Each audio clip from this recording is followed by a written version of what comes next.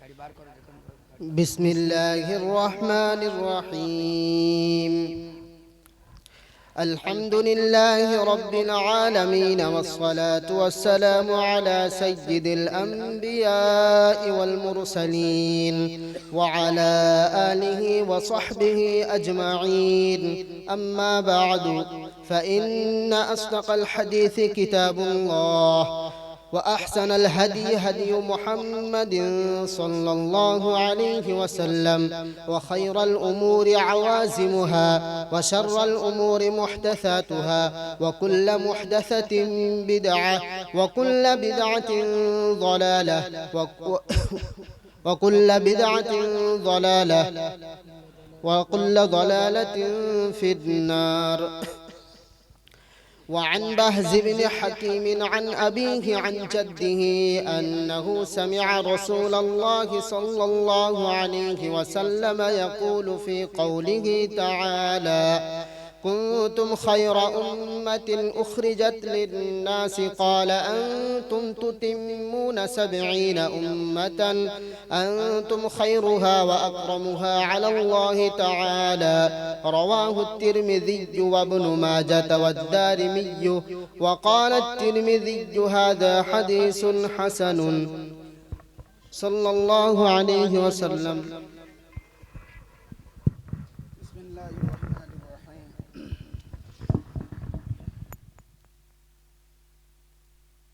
والسلام على من لا نبي بعد. الحمد لله العلي الأجلل، والصلاة والسلام على رسوله المرسل، وبعد. سبحانك لا علم لنا إلا ما علمتنا، إنك أنت العليم الحكيم. رب اشرح لي صدري ويسر لي أمري واحلل عقدة من لساني يفقه قولي. ربي زدني علما، ربي زدني علما، وبك نستعين يا فتاح. بسم الله الرحمن الرحيم. عن بهز بن حكيم عن أبيه عن جده أنه سمع رسول الله صلى الله عليه وسلم يقول في قوله تعالى: كنتم خير أمة أخرجت للناس، قال أنتم تتمون 70 أمة، أنتم خيرها وأكرمها على الله تعالى. رواه الترمذي।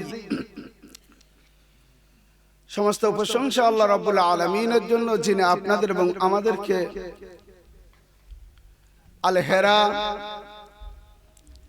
নামক যে প্রতিষ্ঠানটা আপনারা দেখছেন, এখানে মেশকাত শরীফের ইখতিতামের মজলিসে বসার মতন সুযোগ দান করেছেন। সেই জন্য আমরা তার দরবারে সকলে শুকরিয়া জ্ঞাপন করি, সকলে বলি আলহামদুলিল্লাহ। আপনারা সকলে জানেন, আমি গন্ধ পাচ্ছি। আল হেরা হলো জাবালে নূরের উপরে। জাবালে নূরটা হলো ওখানে আল্লাহ রাসূল গেছে, ওখান থেকে ইলম প্রথম শুরু হয়েছে, ওখান থেকে ইলম প্রথম শুরু হয়েছে। আল্লাহ তাআলা ডাইরেক্ট পাঠিয়ে দিয়েছেন হযরত জিবরিল আলাইহিস সালামকে, পাঠিয়ে দিয়ে বললেন ইকরা, পড়ো। ওখান থেকে ইলম শুরু হয়েছে। জাবালে নূর বলা হয়। জাবালে নূর কেন বলা হয়? এই জন্য বলা হয় যে আল ইলমের ইলমকে আবার নূর বলা হয়েছে। আল ইলমু নূর, ইলম হলো জ্যোতি। ওয়া আনা কাসিমুম বি, আমি ওটাকে বন্টন করি, আমার নবী বন্টন করে আপনাদের এবং আমাদের কাছে এই ইলমের নূর সকলকে বন্টন করে দিয়েছেন। সেটার ভাগ হয়তো আমরা কিছু কিছু করে পেয়েছি। সকলে বলি সুবহানাল্লাহ, সুবহানাল্লাহ। আল্লাহ রাসূল সাল্লাল্লাহু আলাইহি ওয়াসাল্লামের ওখান থেকে শুরু, ওই ইলমের এটা আল্লাহ রাসূল কাসিম, আল্লাহ রাসূল বন্টনকারী। সেই বন্টন ওখান থেকে এই মাদ্রাসার নামটা আল হেরার সঙ্গে রাখার ক্ষেত্রে আমার মনে হয় খুবই সামঞ্জস্যপূর্ণ। আল্লাহ রাসূলের ওখান থেকে আল্লাহ রাসূলের বাণী প্রথম শুরু হয়েছে, আর সে বাণী এখানেও তার একটা ভাগ পেয়ে আমরাও সেই ভাগের অংশীদার হয়েছি। নারে তাকবীর, আল্লাহু আকবার, নারে তাকবীর। আল্লাহু আকবার। আপনারা সকলে জানেন ইতিমধ্যে জনাব মাওলানা রুহুল আমিন সাহেব উনি কিছু তথ্য আপনাদেরকে দিয়েছেন, জনাব মাওলানা আবু বকর সাহেব কিছু তথ্য দিয়েছেন। আমি গুনাহগার এই কিতাবটার একবারে শেষ হাদিসটা মানে পড়ে আপনাদেরকে একটুখানি বলে তারপরে আর কি হুজুরকে বলে আর কি দোয়া করে দেবেন। তা আমি শুধু মনে মনে করি যে আজকে ফুরফুরা সিলসিলার একটা ব্যাপার রয়েছে এখানে। কেন এই চারিদিকে বুখারী শরীফ, মুসলিম শরীফ এবং অন্যান্য হাদিসগুলো কেন পড়ানো হচ্ছে, এর একটা কারণ রয়েছে। হযরতে মুজাদ্দিদ জামান রাহমাতুল্লাহ আলাইহি উনি 40টি হাদিসের সনদ প্রাপ্ত ব্যক্তি, আর হাফেজে হাদিস ছিলেন বসিরহাটের হুজুর, আমাদের প্রাণ প্রিয়, আমাদের কলিজার টুকরো, উনি ছিলেন হাফেজ হাদিস। সুবহানাল্লাহ, এই সুবহানাল্লাহ। হাফেজ হাদিস দয় উনি এবং ইনি এনাদের একটা প্রচেষ্টা ছিল যে এই বাংলার বুকে প্রত্যেক জায়গায় যেন হাদিসের বাণী যেন প্রচার প্রসার হয়। সুবহানাল্লাহ। সেই উদ্দেশ্য, সেই গোপন উদ্দেশ্য ওরা মনে পোষণ করে রেখেছিল। ওনারা দুনিয়া থেকে চলে গেছেন, সেই দোয়ার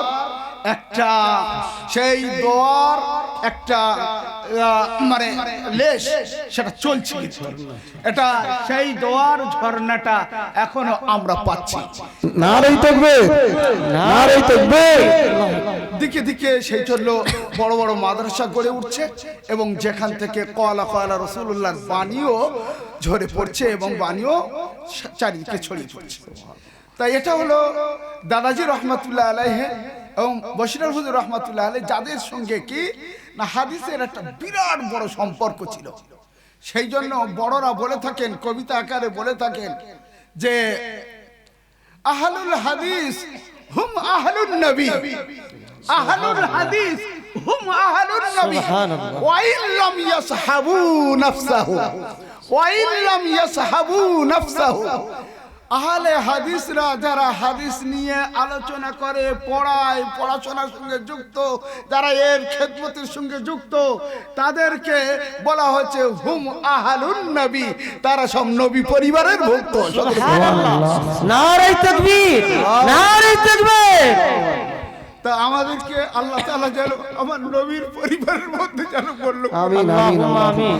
আমার নবী মুহাম্মদ রাসূলুল্লাহ যে মেহনত করেছেন সেই মেহনতের আঙিনার মধ্যে যেন আমাদেরকে সকলকে রাখে। আল্লাহ আল্লাহ কবুল করে নেয়। আমিন, আল্লাহুম্মা আমিন। আল্লাহ ওই কবিতার মধ্যে আর কি শেষের বেলা বলেছে আনফাসাহু সাহিবু, তোমরা যদিও তোমরা রাসূল পাককে দেখোনি, রসুল পাককে আমরা দেখিনি, তবুও আল্লাহর রসুলের সোহবতটা ওই হাদিসের মাধ্যম থেকে পাই আমরা। আমরা রসুলের কথা, রসুলের বাণী, রসুলের চলাফেরা, রসুলের খাওয়া, রসুলের দাওয়া, রসুলের সব কিছু, আমার রসুল পাকের কোন জিনিসটা আমরা জানি না, এই হাদিসগুলো দিয়ে আমরা যেন জীবন্ত রসুলকে আমাদের সামনে চলতে ফিরতে দেখি আমরা। সুবহানাল্লাহ। সেই জন্য এই কিতাবের মধ্যে আর কি আল্লাহর রসুল আমাদেরকে বলেছেন তোমরা সকলে খয়ের উম্মাহ। আমি একটা দাওয়াত বয়ে নিয়ে গেছি, এই দাওয়াত বয়ে নিয়ে যাওয়ার পরে তোমাদের উপরে এই দাওয়াতের দায়িত্ব থাকলো, তোমরা উত্তম উম্মতের মধ্যে অন্তর্ভুক্ত হবে। আনতুম খয়ের উম্মাহ, তোমরা উত্তম উম্মতের মধ্যে অন্তর্ভুক্ত হবে যদি তোমরা তিনটে জিনিস পালন করে থাকো। এক, আমি যেগুলো বলেছি এগুলো দাঁড়ে দাঁড়ে পৌঁছে দেওয়ার জন্য সমস্ত রকমের হুকুম আদেশ করে সব মানুষকে ওই তুমি নিজে দাঁড়াবে এবং তার উপরে সকলকে দাঁড় করিয়ে দেবে। প্রথম, কুনতুম খায়রা উম্মাহ উখরিজাত লিন-নাস তা'মুরুন, এই প্রথম দায়িত্ব কি না সারা পৃথিবীর সমস্ত মানুষের প্রথম দায়িত্ব হলো কি না নিজের রসুল পাক থেকে যতটুকু পেয়েছি সেইটার উপরে সমস্ত মানুষকে দাঁড় করিয়ে দেওয়া, নিজে দাঁড়িয়ে থাকবো এবং অপরকে দাঁড় করিয়ে দেবো। এই দায়িত্ব যদি কেউ পালন করতে পারে তাহলে খায়র উম্মতের মধ্যে তার নামটা লেখা থাকবে, খায়র উম্মতের মধ্যে।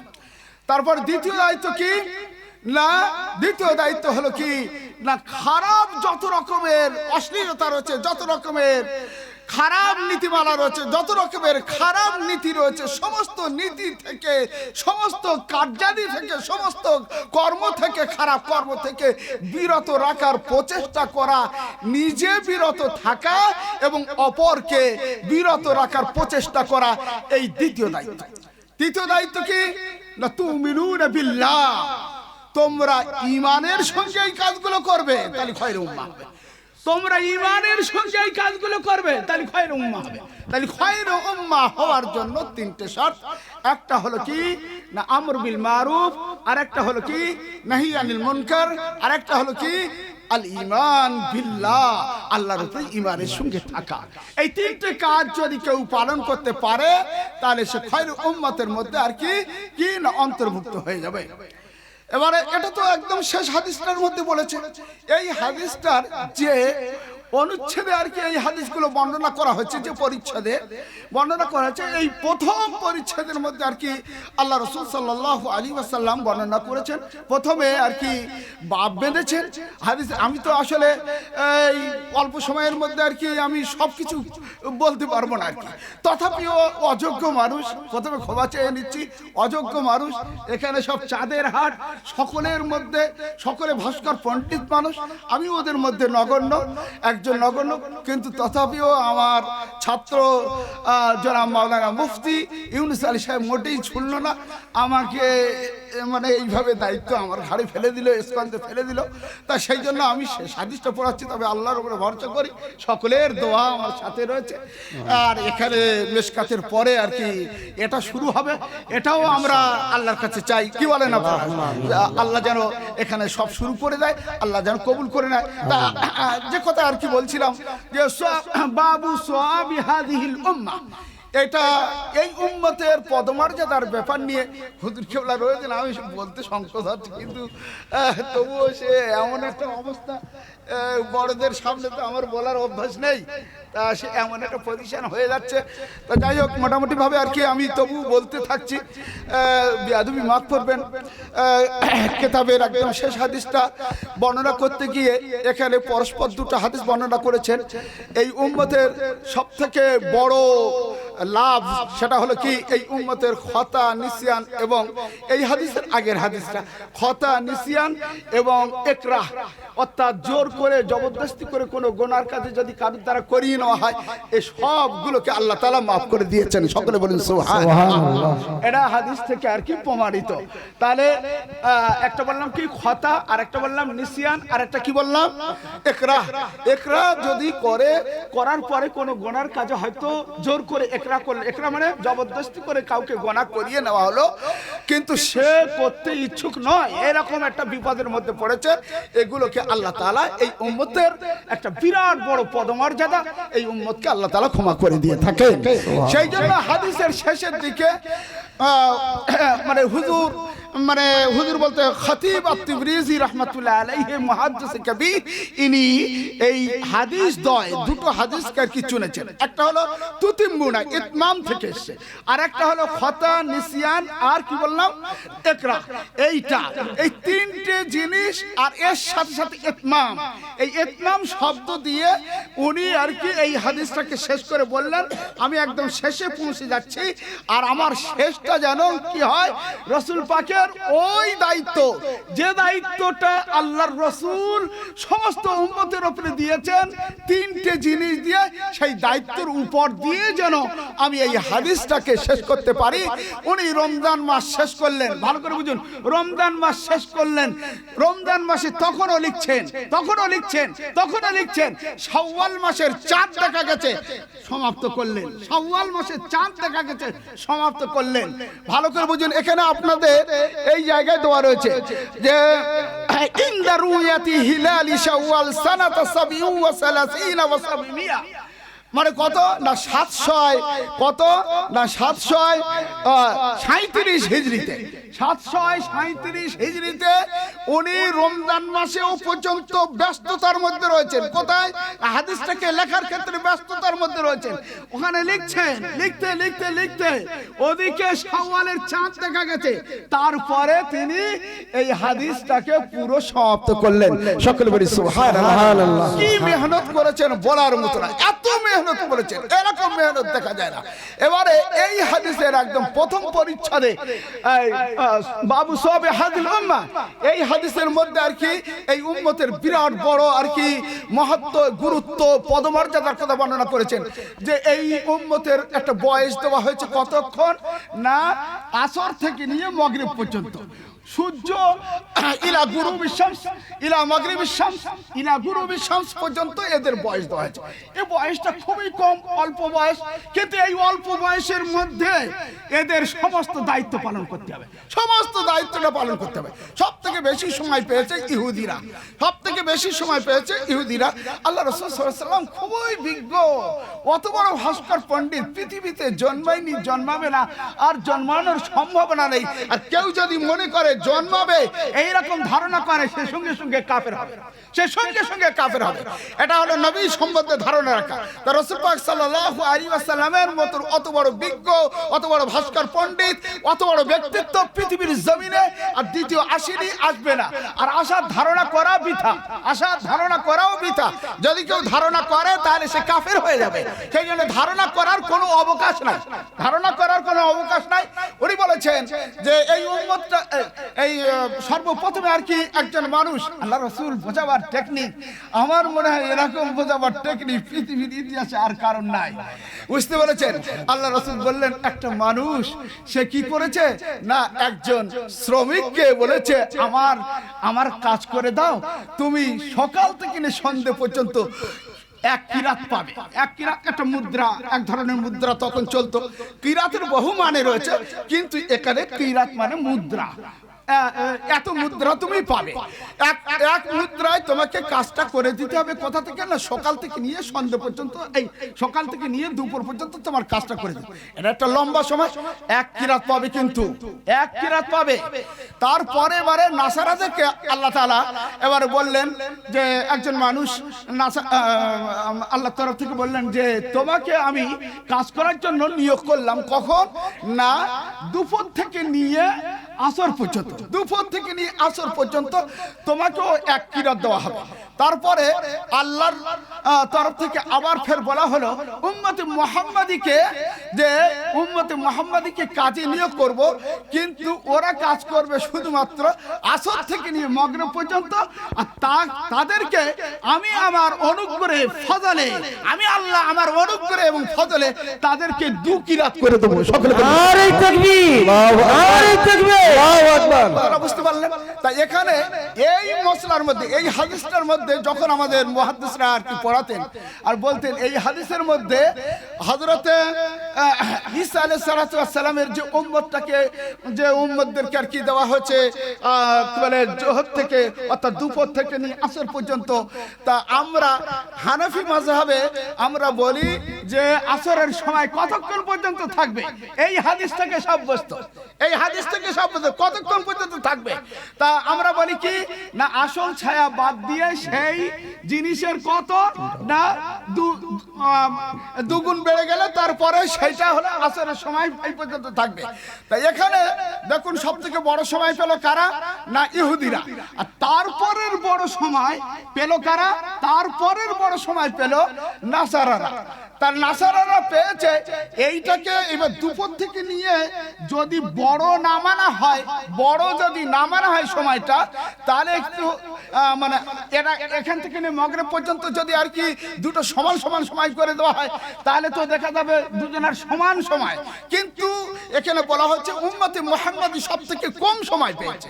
তা উম্মতে মুহাম্মাদি কম সময় পেয়েছে, তাহলে এর দ্বারা যতক্ষণ পর্যন্ত আসল ছায়া থেকে দুগুণ না বাড়ছে ততক্ষণ পর্যন্ত ওই আসর থেকে মাগরিবের সময়টা কম হচ্ছে না।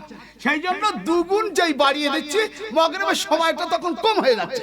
আর দুগুণ না বাড়ালে মাগরিবের সময় আসরের সময় সব এক গুণ করে থেকে যাচ্ছে। তাই এই হাদিস থেকে ইমাম আবু হানিফা রাহমাতুল্লাহ আলাইহি উনি কি করেছেন না আসরের সময় আসল ছায়া বাদ দিয়ে দুগুণ ছায়া পর্যন্ত আসরের সময় এটা নির্দিষ্ট করেছেন এই হাদিস থেকে। এটা প্রথমে ইমাম বুখারী রাহমাতুল্লাহ আলাইহি প্রথমে বলেন।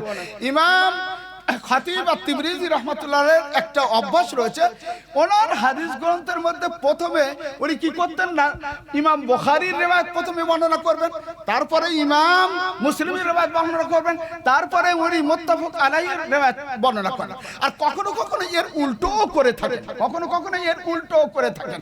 তাই এর উল্টো করে থাকেন। আবার কখনো কখনো দেখা যায় সিহাতের দরজায়, অর্থাৎ যে হাদিসগুলো অতিমাত্রায় শুদ্ধ, অতিমাত্রায় শুদ্ধ, বুখারী আলা শারতুল বুখারী আলা শারতুল মুসলিম যদি হয়ে যায়, তখন তাদেরকেও প্রথম পরিচ্ছেদে মাঝে মাঝে উনি জায়গা দিয়েছেন। প্রথম পরিচ্ছেদে, অর্থাৎ প্রথম পরিচ্ছেদে শুধুমাত্র সহিহ হাদিসগুলোকে স্থান দিয়েছেন উনি।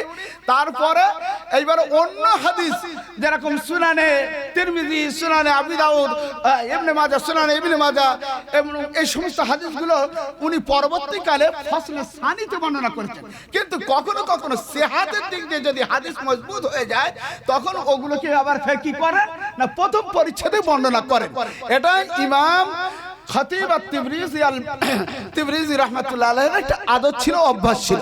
আচ্ছা, তারপরের হাদিসটা আমরা দেখি। তারপরের হাদিসটার মধ্যে আর কি বর্ণনা করা হয়েছে, ওটা ইমাম মুসলিম রাহমাতুল্লাহ আলাইহি বর্ণনা করেছেন যে এই উম্মতের মধ্যে একদল লোক থাকবে, যারা এই উম্মতের মধ্যে একদল লোক থাকবে সদা সর্বদা আল্লাহর হুকুমকে প্রতিষ্ঠিত করতে কোনো রকম কার্পণ্য করবেন না, সদা সর্বদা আল্লাহর হুকুমকে প্রতিষ্ঠিত করে যাবেন। আর এই উম্মতের মধ্যে সদা সর্বদা বলতে লা ইয়াজালু শব্দ দিয়ে মানে এমন একটা ইঙ্গিত পাওয়া যাচ্ছে যে রাসূল পাকের জামানা থেকে নিয়ে শুরু করে কিয়ামত পর্যন্ত এই উম্মতের একটা অংশ হকের উপরে দাঁড়িয়ে থাকবে, হকের উপরে দাঁড়িয়ে থাকবে, কোনোদিন এই হকের উপরে দাঁড়িয়ে থাকাটা বন্ধ যাবে না। সুবহানাল্লাহ, নারে তাকবীর, নারে তাকবীর। এটা মুসলিম শরীফের হাদিসের মধ্যে রয়েছে।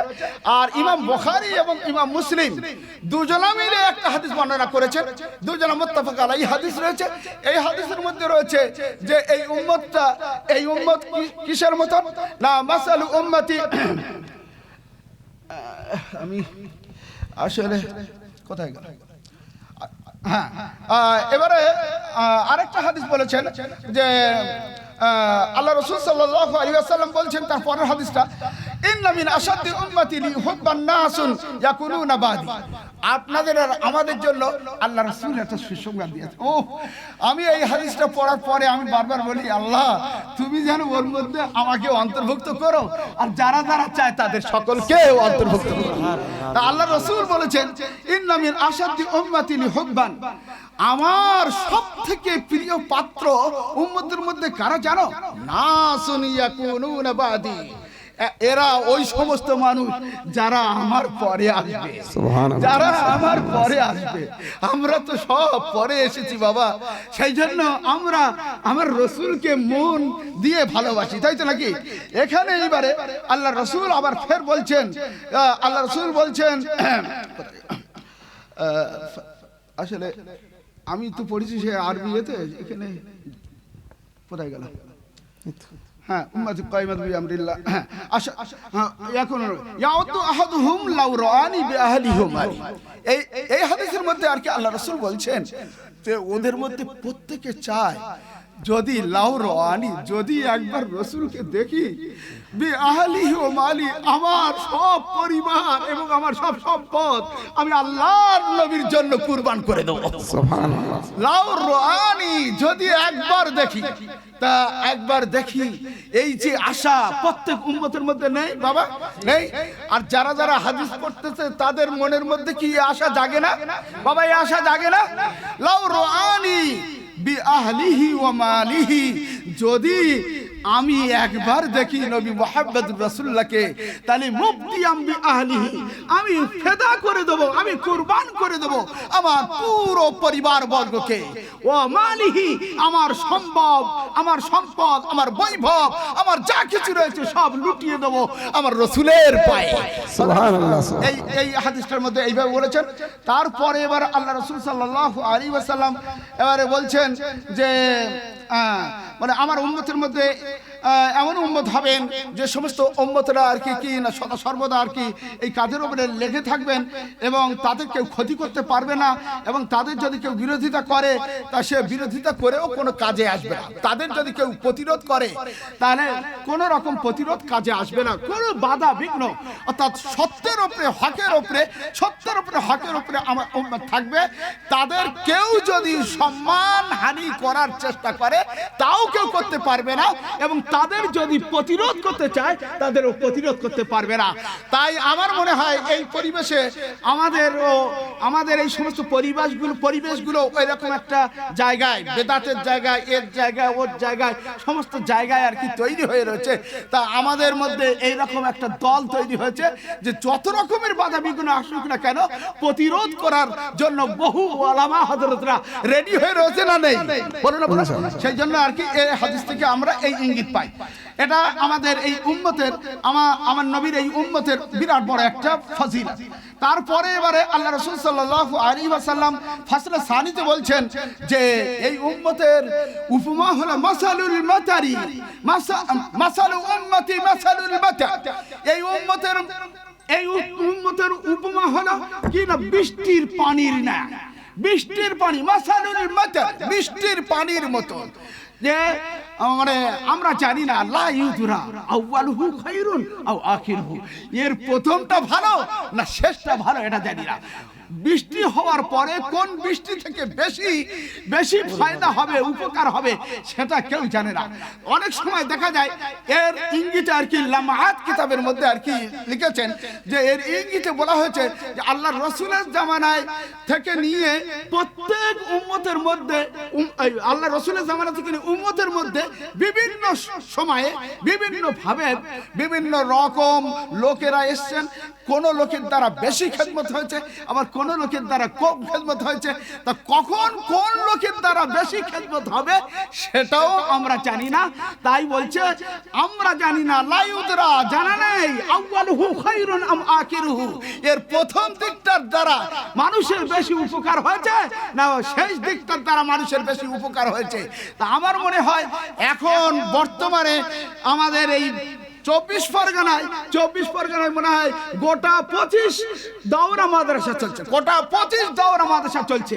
আমার মনে হয় যে এই উম্মতের দ্বারা যে আল্লাহ রাসূল বলেছেন যে এর আখিরটা ভালো, এর আখিরটা ভালো কি শেষ ভালো, প্রথম ভালো, এটা জানা যায় না।